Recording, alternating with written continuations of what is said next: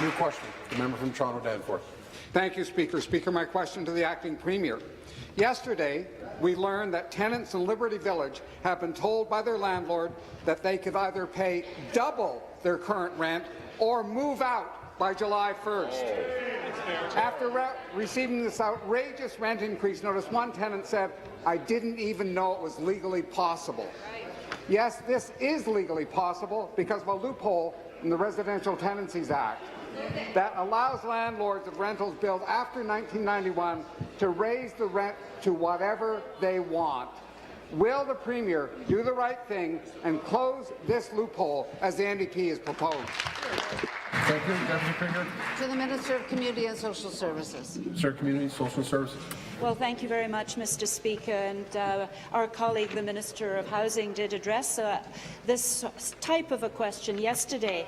And so we do, on this side of the House, find it absolutely unacceptable that so many Ontarians are faced with housing costs that continue to rise dramatically. And as he said, this is exactly why we are developing a plan to address unfair rises in rental costs by delivering substantive rent control reform in Ontario as part of an ongoing review of the Residential Tenancies Act.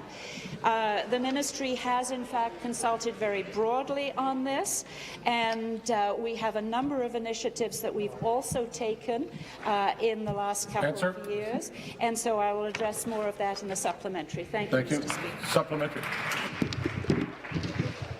Speaker, back to the acting Premier.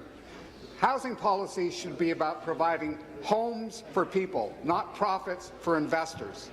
But for the last 14 years, this government has put investors first by letting some landlords raise the rent to whatever they want. This loophole gives investors an easy way to evict tenants whenever they need a unit for a quicker sale. All tenants deserve the same rent protection, including tenants in Liberty Village. Will the acting Premier, will the Premier close this rent control loophole? Thank you. Minister.